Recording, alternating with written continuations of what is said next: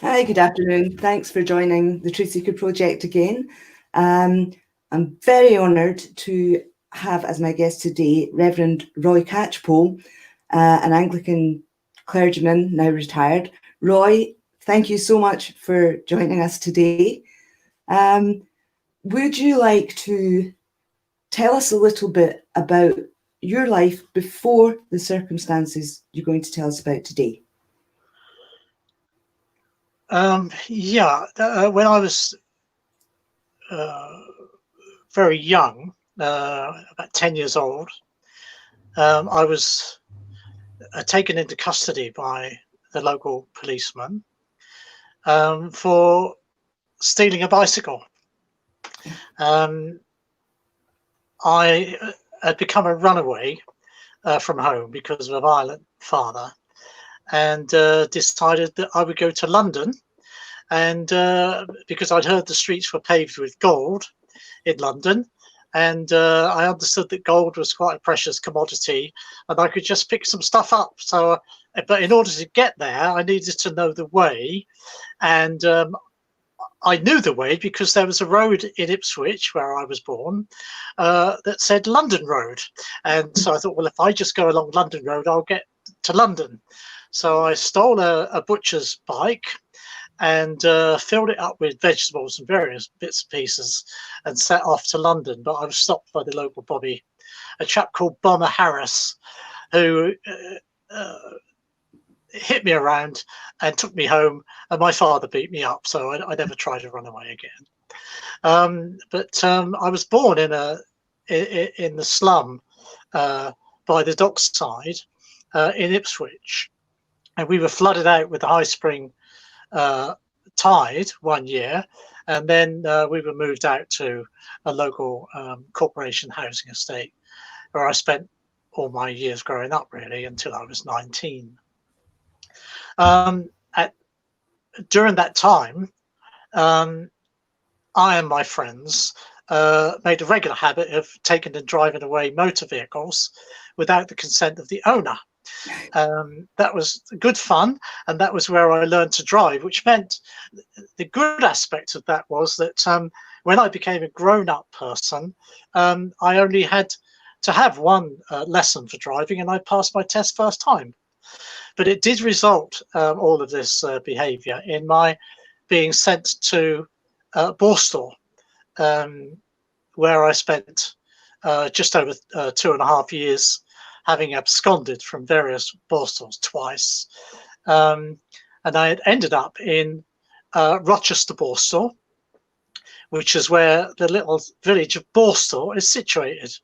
It was where the first Borstal was established, in Borstal, which later became Rochester Prison, which is where I spent many months as a prisoner there. It was there that I became an evangelical Christian, and it was there in my dormitory there that I believed that I heard a spiritual call from God to become a vicar in the Church of England. A real arrogance for a snot-nosed working-class kid with no education, but there you go. And that was what happened. I went off and got some degrees and managed to get the bishop to ordain me. And since 1974, I've been an Anglican clergyman, a vicar in the Church of England. I mean, that's it. So that you would have assumed was your life path set. That's it. Yeah. I was looking forward to having had a quite a full ministry, really, since 1974, that I would coast along into retirement and eventual death as a nice middle-class Anglican clergyman who'd learned to speak with an accent that wasn't from Suffolk, where they talk like this down there. We don't talk like that anymore. That's not quite, I can't really do it well these days. Yeah. And then And then about 6 years ago now, I was visited at my house by two young detectives who said that a woman in the parish had made an allegation of sexual assault, and they wanted to interview me. They wanted to take me to the local custody suite, which is about 30 miles away from where I live. So quite innocently, I said, well, I won't come with you. I'll follow in the car because it will soon be over. I can drive myself home. But I didn't realise that this was, in fact, an arrest. I was being arrested and was later charged with 13 counts of sexual assault against this woman from my congregation. And what I think, what goes through your mind when you're presented with that out of nowhere? Well, it's just totally confusing. I mean, I knew that this hadn't happened, and I thought, well, it didn't occur to me. I mean, I got no friends who would do this as a joke, as a practical joke. But I just thought, well, they've obviously got this wrong. Yeah, they've got it wrong. But in the custody suite, I was being kept in the cell there in Weymouth, and I, because of my history, I mean, I was asked by the policeman, have you ever been arrested before? And of course, well, yes, the answer was yes, about 40 years ago or longer. So I had to answer yes. And from that moment on, I knew that the arresting officer and those involved in this case had their suspicions, as far as they were concerned, confirmed. Here was a man who had already been arrested, and when I told them my history, was clearly quite probably a guilty person. I mean, part of the interviewing process on arrival at the custody suite is, do you have any tattoos? And indeed, I do have a tattoo, which is that one. Yeah. Which was given to me by two of the lads in Wormwood Scrubs,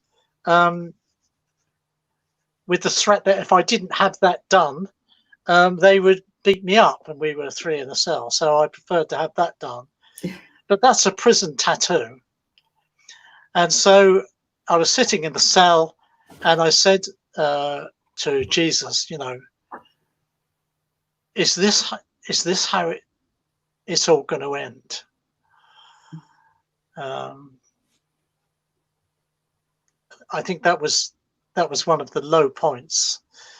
This was then followed by a long interview of about 3 hours, but I was kept in the custody suite until 3 o'clock in the morning, when I was then dumped outside to make my own way home, 30 miles with no transport. At that time, I didn't know it, but I was already suffering from a terminal cancer. I was very tired, very lonely, very low, very abandoned. My wife was at home. I had no phone. They'd taken that away from me. So it was like being that abandoned child at 10 years old, who had been forced into a situation where I was once again alone. Yeah. Devastating. You know, you think, well, just a minute, you know, here's a well-educated, middle-class clergyman, you know, who knows about life, but actually beneath all of this is that abandoned, neglected, abused child. Yeah. Of, you know, nearly 70 years ago. So from that point, over the next months, weeks and months. How did your life change? How did things progress from there? The day after my arrest, I had the first visit ever, and the only visit I've ever had in all of my years of ministry, from the Archdeacon. That's the boss vicar, and who came to our house. We were both, as you can imagine, quite devastated, not knowing what to do. We'd had no legal training, or we were just totally confused. We had no solicitor, no representation, no friends who would know any of this stuff. And he called to deprive me of my permission to officiate as a priest, which is a document given by the bishop of a diocese to allow you to preach, teach, do any pastoral work, visiting, or anything that a vicar normally does, funerals, weddings. So really, basically, it was the removal of my right and privilege to be able to be a priest in the Church of England. And this is within a day or two of a day? Within a few hours. I mean, I was released at 3 o'clock in the morning. The Archdeacon arrived that day 5 or 6 hours later. One of his first calls of the day, I would imagine. And was there an explanation? Sorry? Was there an explanation why this was being taken away from you? No, he explained that the church had been informed that I'd been arrested, and that he'd come to collect the document for my permission to operate as a priest, which I gave him, of course, because I didn't know what the procedures or the protocol were. I fully expected that there would be some support from the church, but in the event, 6 years later, after my complete exoneration and apology from the judge in court for a wrongful prosecution, still no visit, no official visit from anyone in the church hierarchy to see how we are, how we're surviving, the offer of any support. I did ask in the early days for some form of counselling, and I was given a series of cut price counselling from one of the diocesan people who I was then told after a few sessions that they'd run out of money and could no longer support this. But that was the only concern that's been shown to us. And the same is true of the Methodist Church, because when I was operating as a priest in the Church of England, with the permission of the bishop, I was also appointed as a recognised and regarded Methodist minister. So I was both a Methodist minister and an Anglican minister at the same time. But the Methodists have behaved in exactly the same way. No official has been to see how we are, although individual Christians have been great. So just to clarify for people watching this, complete exoneration by the courts. This was a wrongful prosecution. The courts agreed with this. They said absolutely complete exoneration, and yet the church continued to, I don't know, behave as if you were a guilty man. Am I understanding that correctly? The church's response has been to say that they want to have their own legal process. If I want to return to ministry, I have to agree to myself accessing a transcript of the two trials, because the first trial was actually a hung jury, so I was nearly given a prison sentence for something I didn't do. There are many others who have had prison sentences, as I know you're aware, who maintain their innocence. But but they want me to go through their legal process. It would cost me thousands of pounds to access this transcript.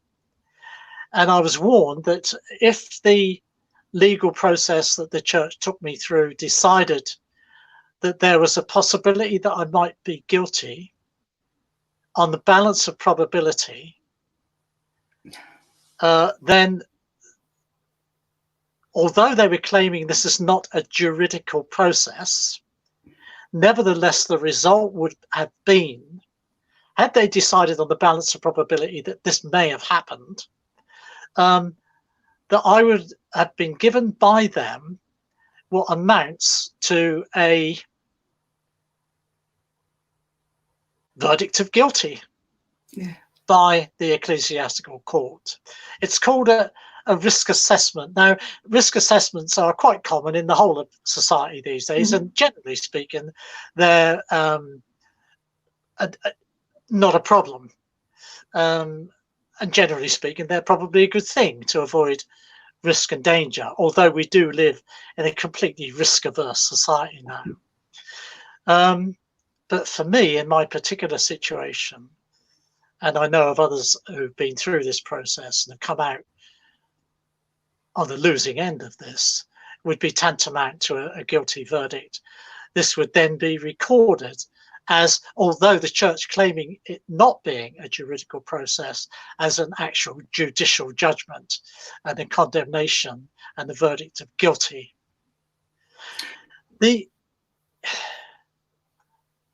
So we spoke about the safeguarding process, which refers to you as the abuser before a trial, before any evidence has been heard. Yeah. So that would say to me that this is an organization coming from a presumption of guilt that then wants to carry out their own investigation, if you like, to come to an impartial decision while starting from a position of you're the abuser. Yeah. How would that ever work? The church claims to be in a learning process, and I hope that's true. Nevertheless, what happened immediately after my visit from the Archdeacon was a visit from the diocesan safeguarding officer, who told me that I needed to sign a document for the safeguarding group in the church called a covenant of care. Now, this covenant of care,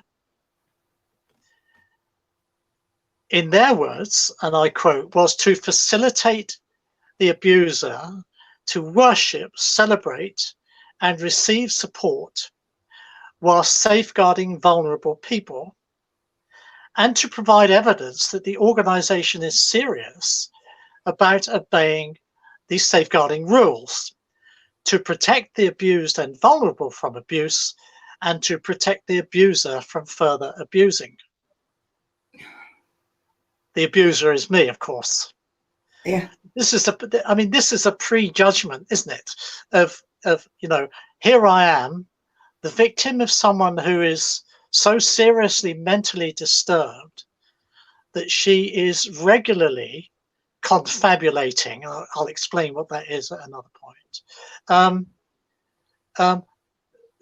To treat this person as the victim that she claims she is, and to believe her, therefore believing that I am actually an abuser. And it meant that I had to agree. I did sign this document because I was so ignorant and innocent and terrified by this process, which I was later told, when I did finally get a solicitor, I should never have signed. Now, the church should never have asked me to sign this document because, as far as I am concerned, it may not have been an illegal act on their behalf, but it certainly was a questionably ethical act. And as it turned out, it was in fact, and it continues to be, an abusive act. Because although when I was completely exonerated by the judge, eventually after 2 years of trial and stress, the safeguarding officer emailed me to reassure me that they had torn up this and shredded this document. Do I believe them? Do I really believe them? Is that document not somewhere hidden in my private Lambeth file? Now, I did access my Lambeth file. It was encrypted, and I'm not a tech whiz, but I got someone to decrypt it for me.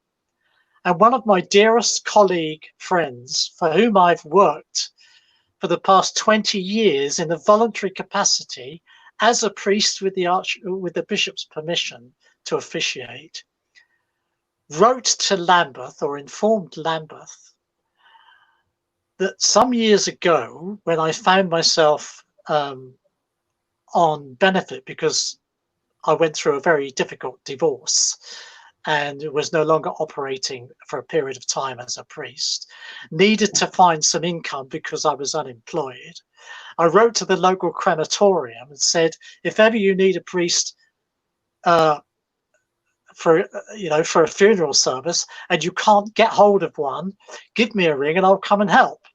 That would have been a form of income for me. Yeah. This priest discovered that and informed Lambeth that, quote, Reverend Roy Catchpole is a cowboy priest looking to do funerals. A good friend. Yeah. And when I snubbed him in church after I discovered this, the message came back to me from 2 or 3 people that the vicar says you snubbed him in church on Sunday. Yeah, I wonder why. But there was also the lies about other women waiting in the wings. Tell us about that. That's another colleague with whom I've worked. The chief priest, if I may call him that, had written me a reference for a parish post in which he included the fact that 2 of his associate priests had found me an invaluable aid in their ministries. One of these priests I discovered about 6 months ago, that is 5.5 years after the first trial and 4.5 years after my public exoneration, was still putting it around in the parish that there were allegations being made against me, in this case by 4 other women. Now, when I discovered this, and I was told this by another priest colleague whom I love and trust, I discovered that he'd not only told him that, but he'd also told the chief priest, who had also been spreading that rumour around. This resulted in my wife and I actually making an informal approach to the bishop to have this man either disciplined or to write an apology to me, a written apology to me. Neither of which have happened. The bishop emailed me back to say that she didn't intend to discipline him, and we have had no formal apology. I learned from the radio this morning that one of the protocols for making a complaint against a clergyman is that you have to make a formal complaint and provide evidence. I'm seriously considering whether I ought to do that now because of the way the church has treated me and continues to treat me by, in effect, excommunicating me. Yeah, and these women they never existed, did they? No, these women don't exist. No, I approached the bishop and said, who are these women? And she said, well, I've heard no such thing. No one has made an official complaint of that to me. I then contacted the diocesan secretary, who's the chief legal person in the diocese. He's heard nothing of this. There'd been no allegations to him. I also had it confirmed that the diocesan safeguarding authority had also had no such allegations made to them. So, well, I know that there can't be unless they're liars or compensation seekers or seriously mentally ill. But I mean, you know, there has never been an occasion at which this could happen. I know that. Yeah, yeah. You know, I don't go around abusing women. Yeah. So just sort of on that note of rumour and people saying things that are not true, I know from my experience that people tend to make assumptions. Once an allegation or an accusation has been made, people make all sorts of assumptions about the person against whom the allegation is made or about the allegation itself. So, you know, things like, well, there's no smoke without fire. What sort of things did you hear in relation to your circumstances? Well, first, there's the whole thing about the balance of probability. People are inclined to believe that there is no smoke without fire. But, you know, we live in a world where we can make smoke with no fire. Yeah. I've heard people say, well, you know, he looks the kind of guy that might do that sort of thing. Not being your usual sort of middle-class type public school, you know, elite kind of guy, but, you know, an ex-con from Borstal who's done pretty well, much better academically than most of his colleagues, as it happens. So, you know, there's something about him that's not quite right, isn't there? Also, people say, well, why would a woman lie about this kind? You know, why would a woman lie? You know, we know that women and children don't lie. You know, a woman is not going to make an allegation of sexual assault and put herself through all that mess of court and public humiliation on the basis of a lie. It must take enormous courage for a woman who's been abused to actually put herself through that mill. And that's true, and that's true for many. Most, if not all, women who are truly abused. Another reason a woman might lie, you know, is because she's mentally ill, or she's afraid of being discovered in an illicit relationship, particularly young people who have authoritarian and violent parents, or you know, right-wing religious parents who might punish her for getting into a relationship. There are people who just want attention, and there are people who are groomed by people with vested interests, people, rape crisis centre people, and social workers who, you know, who may have a vested interest, say in the Me Too movement and so on, to actually earn a living by supporting and either directly or indirectly grooming people who have been into inappropriate or violent sexual relationships. There are some people who can't help telling lies. You know, people say things for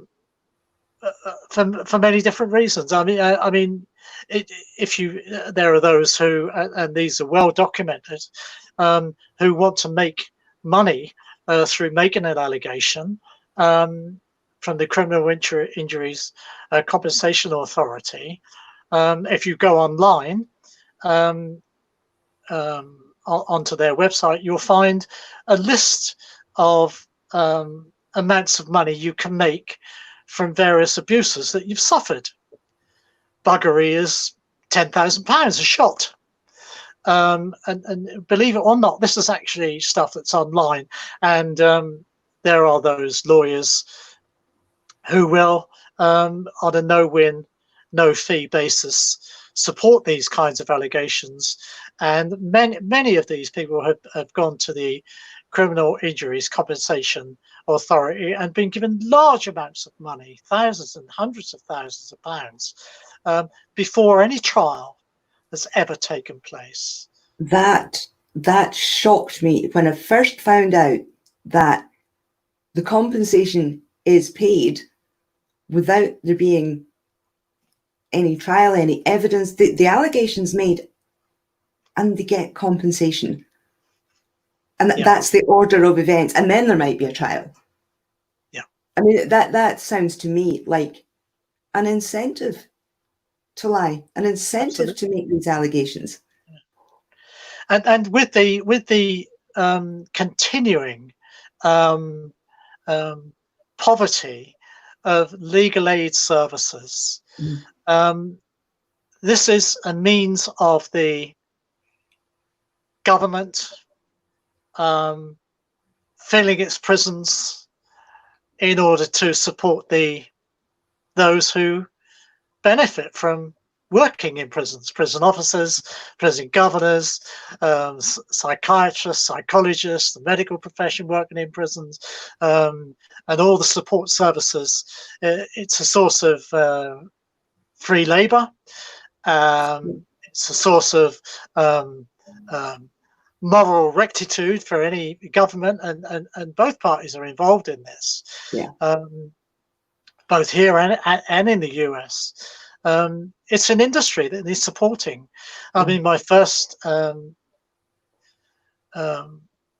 academic work was on the prison estate in the United Kingdom, and that was 20 years ago. And the prisons then contained 44,000 people.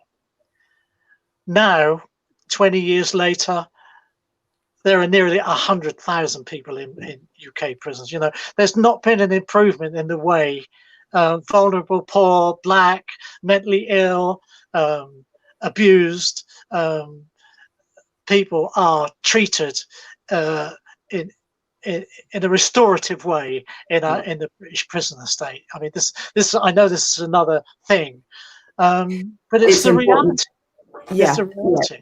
You know, you need your prisons full, and if it means if it means people no longer being able to have access to the rule of law, innocent until proven guilty, then that's the cost. That's what it's going to have to be.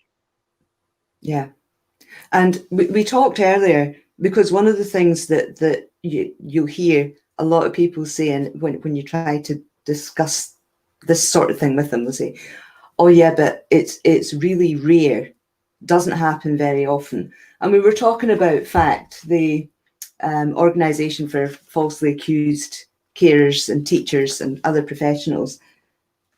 They've been going for 20 years. I mean, these false accusations can't be that rare if there's an organisation that's been dealing with them for 20 years. Yeah. That's right. Yeah, we've been doing this for 20 years, and the numbers of people are increasing daily. Yeah. Certainly, in the last few years, I think that the issue of false sexual allegations, in particular, has been starting to hit the headlines. That there has been some publicity that there's an issue here, but it seems to. It gets a bit of publicity and then it seems to die away again. And under the surface, there are people like you, the length and breadth of this country, being falsely accused for the reasons you give. You know, sometimes mental health, sometimes the lure of compensation.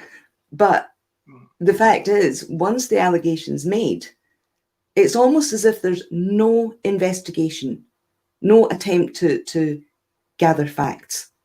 It's just, and of course the "they will be believed" approach has had a big influence on that.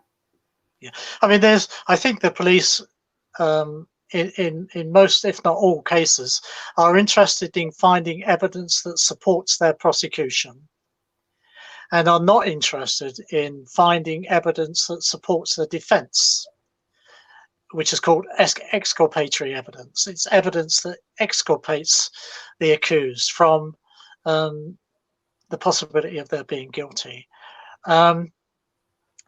You know, very wealthy, well-known rich people like Cliff Richards, Paul Gambaccini, and people like that can afford to buy a decent defence, being innocent.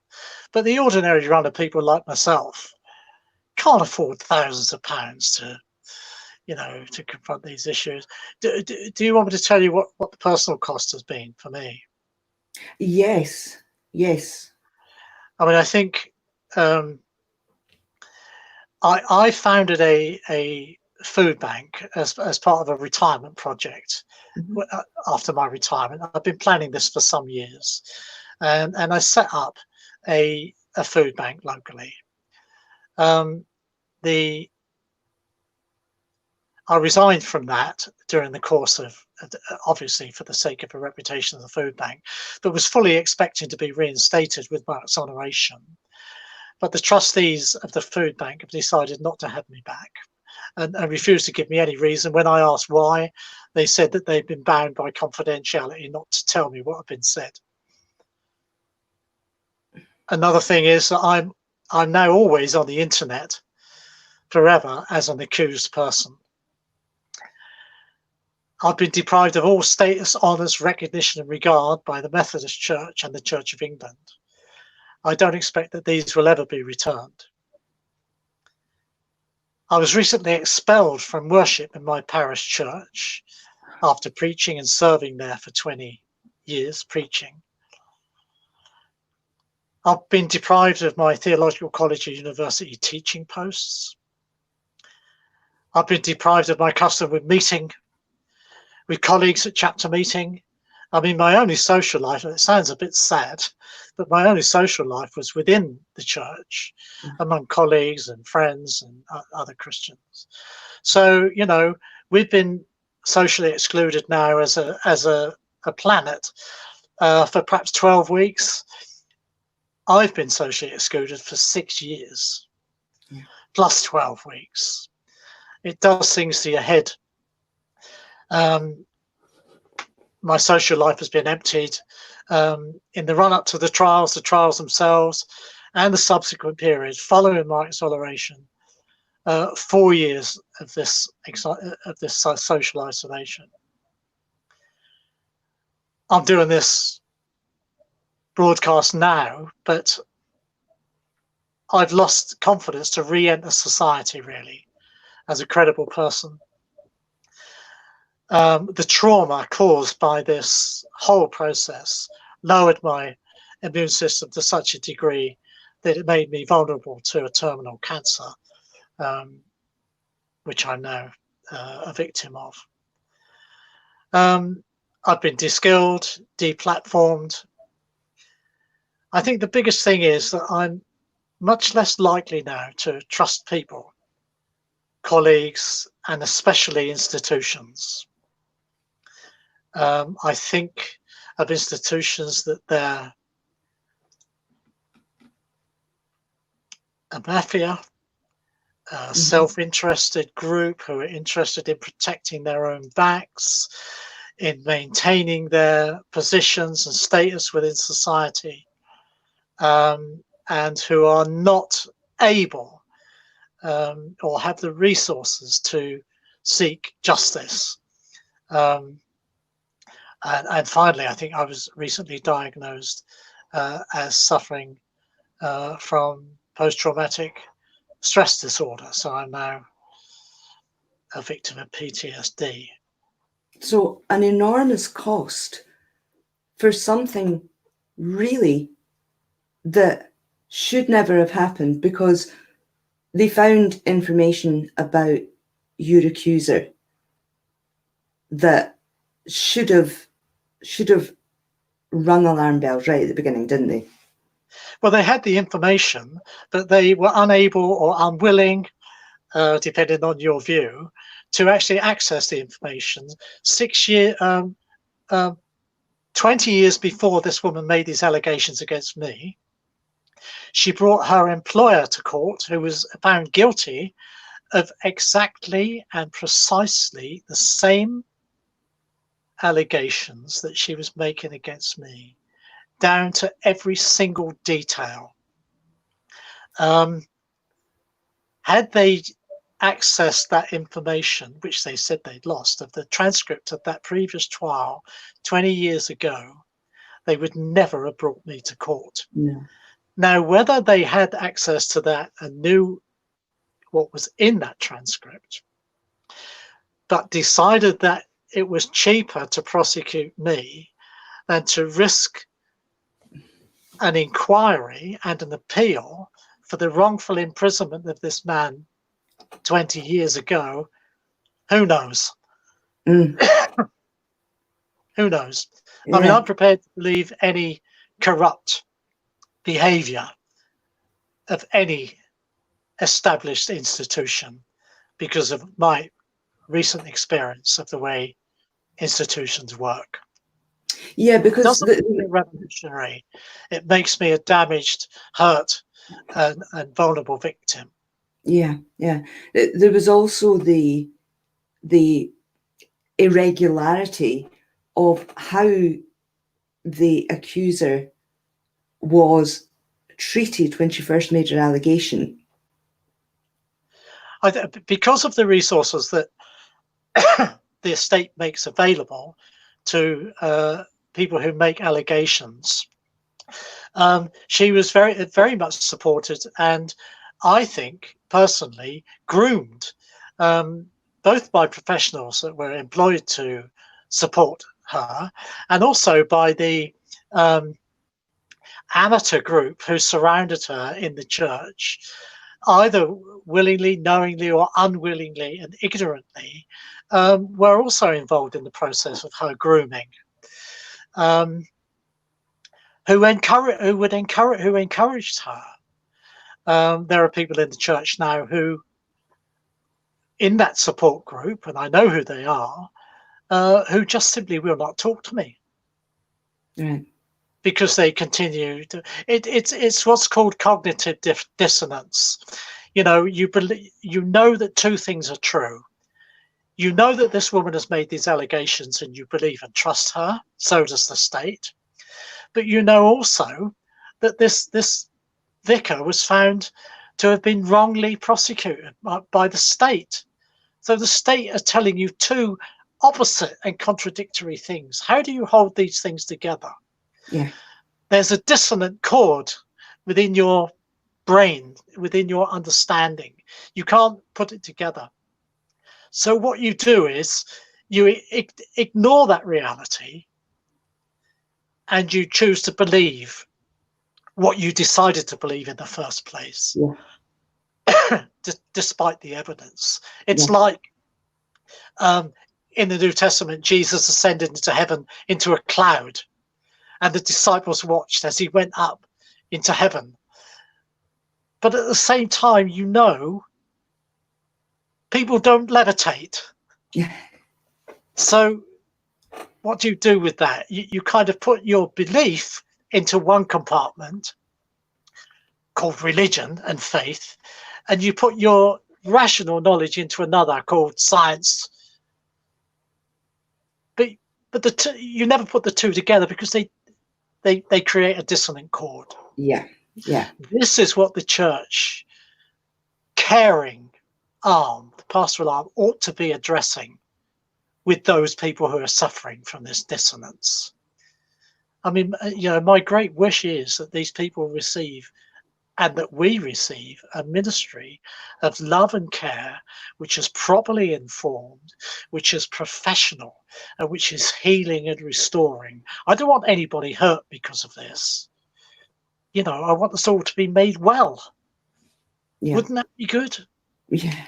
It's the thing I want more than anything else. And you know, until the day I die, I'm going to be fighting for that to happen. Whether this broadcast is going to help that, I don't know. I'm aware that I'm risking a lot by doing this. Yeah, we can only put the information out there and try to help people understand how these situations develop, how they're allowed to develop, and how they're allowed to continue when common sense says they should never get as far as they get. They should never get off the ground. And yet we know they do. And we know they do over and over and over again. So I guess what we're saying now is, how do we find a way to address that? How do we find a way to turn that around? And because you said earlier, you are a victim, and yet you continue to be victimized. For what reason? You know, that's what I don't understand. For what reason? I don't think the Church of England or the Methodist Church are unique in the way they treat people like me. It's an institutional thing, and you know, and it applies to international, intranational, and corporate institutions throughout the planet. Their major response seems to be a reaction to cover their back, to have a concern for the reputation of the institution, rather than a desire for justice and truth. Yeah. Now, you know, my 16-year-old ideologue is coming across here, where, you know, wouldn't it be nice to get justice rather than protection of one's reputation? Wouldn't that be good? Is it going to happen? You know, commissions of inquiry, learnings of lessons, scapegoating of individuals, payments of compensation to people who claim things. You know, these things are all very well, but really, what it's about justice. Yeah, yeah. I forgot to ask you earlier. Was there, excuse me, was there much media interest or coverage in your case? Well, two things. First, we decided we wouldn't look on Twitter or Facebook during this whole process because we couldn't have coped with that. No. The other has been that, in our experience, the press have been good. Oh, really? Yeah. The local press published it as it came out. But on my exoneration, I contacted the editor and said I needed to write an article for the front page, where the local press had put it on the front page. They allowed me to do that. They published it on the front page. Locally, everyone is fine. The village is fine. The church is fine. You know, my friends in the church and other people. No problem. Now, I know that this is an unusual thing for someone to be able to say, but that's been the truth of it. Yeah, yeah. They haven't abused or manipulated me that I'm aware of in any way. Yeah, because that is unusual. I'm going off now because my battery's dying. Oh, are you just about to die? Well, before you do, I just want to say, Roy has written a book about his experiences. If anybody would like to get a hold of it, if you go to our website, thetruthseekerproject.org, there's a link directly to the book where you can buy a copy and read the whole story of how this all happened and how it all came about. But if we're about to lose you, Roy. Sandra, it's been great having this opportunity to meet you and to talk to you. And thank you so much for being so open with us. No problem. Take care now. You too. Thanks again. Bye. Bye. Bye.